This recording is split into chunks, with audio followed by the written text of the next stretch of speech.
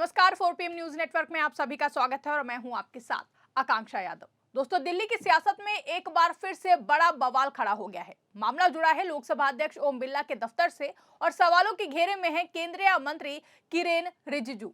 सबसे पहले आप ये खबर देखिए जिसमें लिखा है, कांग्रेस सांसदों ने लोकसभा स्पीकर ओम बिरला से की गाली गलौज, केंद्रीय मंत्री किरेन रिजिजू का सनसनीखेज दावा। यानी कि किरेन रिजिजू की ओर से दावा किया गया है कि कांग्रेस सांसद स्पीकर के ऑफिस में घुस गए, गाली गलौज की और बदतमीजी की। लेकिन अब जो वीडियो सामने आया है उसने पूरे मामले को नया मोड़ दे दिया है और सवाल उठ रहे हैं कि क्या सच में इतना बड़ा कांड हुआ था या फिर कैमरे पर कुछ और ही कहानी सुनाई गई है। सबसे पहले आप केंद्रीय मंत्री किरेन रिजिजू का ये बयान सुनिए, फिर उस वीडियो पर भी आएंगे जिसका जिक्र करते हुए किरेन रिजिजू ने कांग्रेस सांसदों पर गाली गलौज का आरोप लगाया है। देखिए, मैंने जैसे कहा, स्पीकर बहुत आहत है। स्पीकर साहब से मैंने बात भी किया है। स्पीकर साहब के चैम्बर में जाकर के गाली गलौज किया, बुरा भला कहा। फिर स्पीकर ने जो रूलिंग दिया उसको नहीं माना और फिर राहुल गांधी जी कहते हैं कि किसी का परमिशन नहीं चाहिए उसको बोलने के लिए, वो मर्जी से बोलेंगे, रूल के बिना बोलेंगे। रिकॉर्ड में आप लोग चेक कर लीजिए, वो कहा है, उन्होंने कहा कि उनको बोलने के लिए किसी का परमिशन नहीं चाहिए। परमिशन चाहिए सदन में बोलने के लिए। जब तक चेयर से परमिशन नहीं होता है तो सदस्य नहीं बोल सकते। प्रधानमंत्री भी चेयर के परमिशन से ही बोलेंगे, सब परमिशन से ही बोलते हैं। ऐसा नहीं चल सकता है संसद की बिना परमिशन से आप जब चाहे बोलेंगे। सर, राहुल गांधी ने किन्होंने किया सर? स्पीकर के चैम्बर में कम से कम 20-25 कांग्रेस के एमपी जब घुसे तो मैं भी वहां गया और जो गाली गलौज किया स्पीकर के साथ वो तो मैं आपको बता नहीं सकता हूं। स्पीकर तो बहुत नरम आदमी है, नहीं तो और भी कठोर कदम उठा सकते थे। ये कोई तरीका होता है क्या? उसमें जब स्पीकर को गाली गलौज कर रहे थे उस समय वेणुगोपाल जी भी थे, प्रियंका गांधी भी थी, वहां पे कांग्रेस के सीनियर लीडर थे और वो भी मिला रहे हैं, इनकरेज कर रहे हैं। हमारा एमपी अगर कोई खराब बर्ताव करेंगे तो हमारे नेता रुकाएंगे ना, मना करेंगे कि ऐसा मत बोलो। उनके तो नेता ही बोल रहे हैं कि झगड़ा करो। तो ऐसा होता है क्या? तो सुना आपने कि कैसे किरेन रिजिजू साफ साफ मीडिया के सामने कह रहे हैं कि कांग्रेस सांसदों ने स्पीकर ओम बिरला के चैम्बर में घुसकर गाली गलौज की है। लेकिन किरेन रिजिजू का यह आरोप या फिर यूं कहें कि ये झूठ तब एक्सपोज हो गया जब ओम बिरला के चैम्बर का एक वीडियो सामने आया जिसमें ऐसा कुछ भी होता हुआ दिखाई नहीं दे रहा है। अब आप ये वीडियो भी देखिए।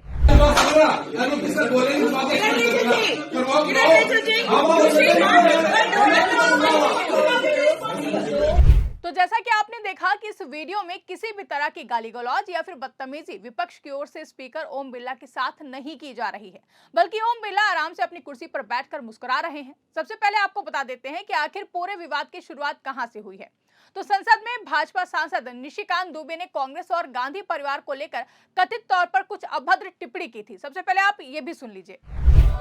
भारत जो स्वतंत्र हुआ तो किस तरह से पाकिस्तान का बंटवारा हुआ और किस तरह से भारत के पहले प्रधानमंत्री अय्याशी कर रहे थे, इस किताब में मैं उसका जिक्र करना चाहता हूं, मैं उसको कोट करना चाहता हूं।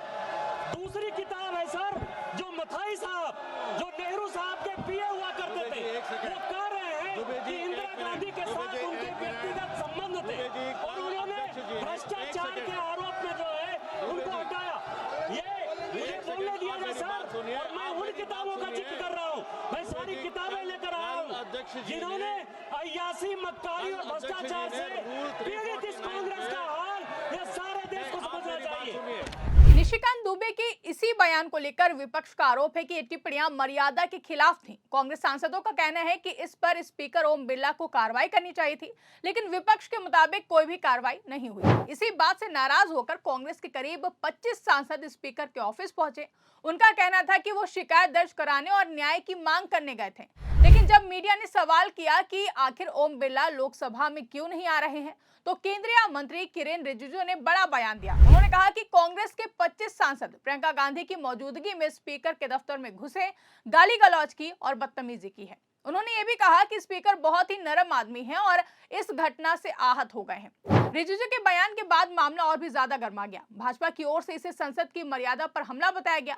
सोशल मीडिया पर भी ये खबर तेजी से फैली कि विपक्ष ने स्पीकर के साथ दुर्व्यवहार किया है। लेकिन मामले ने नया मोड़ तब ले लिया जब उस दिन का एक वीडियो सामने आया। आज सत्ता की आंखों में आंख डालकर पत्रकारिता करना मुश्किल हो गया है। हम पर मुकदमों से लेकर चैनल को बंद करने का दबाव बनाया जा रहा है। मुश्किल दौर है, लेकिन हम हार नहीं मानेंगे। इसीलिए 4PM को ज्यादा से ज्यादा ज्वाइन करें और स्वतंत्र पत्रकारिता को जिंदा रखने के लिए जितना हो सके हमारा आर्थिक सहयोग करें। उम्मीद है कि आपके सपोर्ट से ये जंग भी हम जीत जाएंगे। वीडियो में कांग्रेस और भाजपा सांसदों के बीच बहस तो दिखाई देती है, लेकिन गाली गलौज या फिर किसी तरह की हिंसक हरकत साफ तौर पर सुनाई नहीं देती है।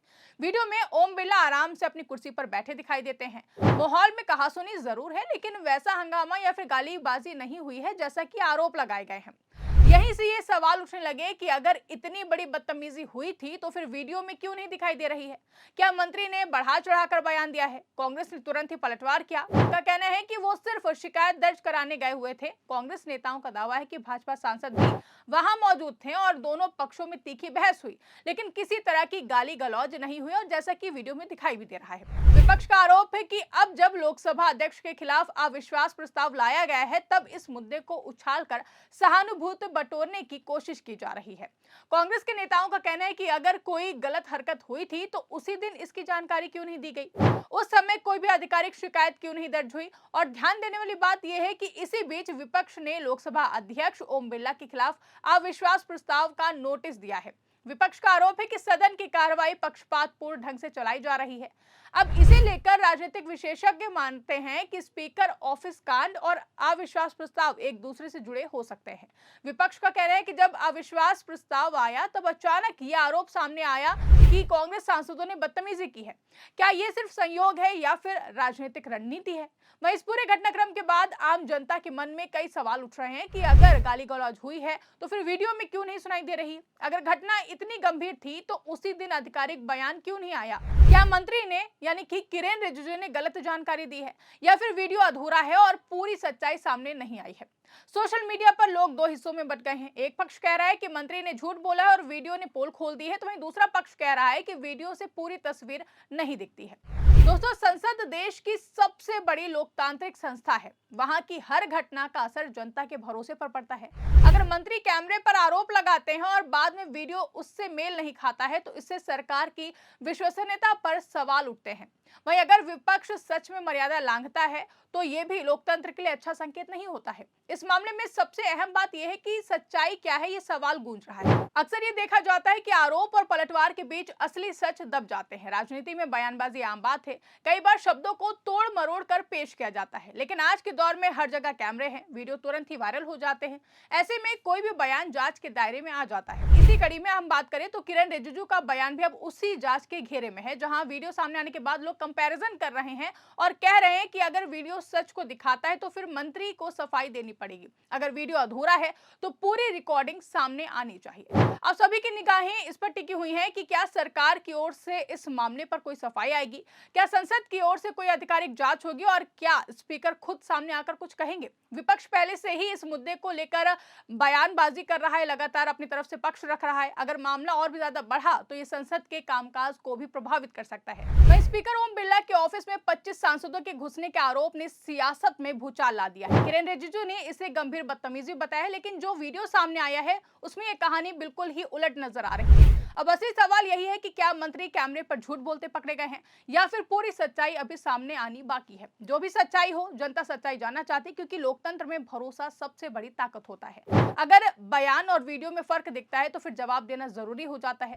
आने वाले दिनों में ये मामला और भी ज्यादा गर्मा सकता है, लेकिन एक बात तो तय है कि कैमरे के दौर में कोई भी बयान हमेशा के लिए रिकॉर्ड हो जाता है और जब वीडियो सामने आता है तो सच और भी ज्यादा निकल कर सामने आता है और साथ ही साथ सच और झूठ की परीक्षा अपने आप शुरू हो जाती है। अब ऐसे में देखना अहम होगा कि ये पूरा विवाद कहां पर जाकर थमेगा और विपक्ष की ओर से अभी आगे क्या प्रतिक्रिया सामने आएगी। फिलहाल इस रिपोर्ट में बस इतना ही। इस पूरी रिपोर्ट को लेकर के और इस पूरे विवाद को लेकर के आप क्या सोचते हैं, आपके क्या विचार है, कमेंट करके हमें जरूर बताइएगा। अगर वीडियो पसंद आई हो तो वीडियो को ज्यादा से ज्यादा लाइक और शेयर करना ना भूलें। चैनल पर नए हैं तो चैनल को सब्सक्राइब जरूर कर लें और देखते रहिए 4PM न्यूज नेटवर्क।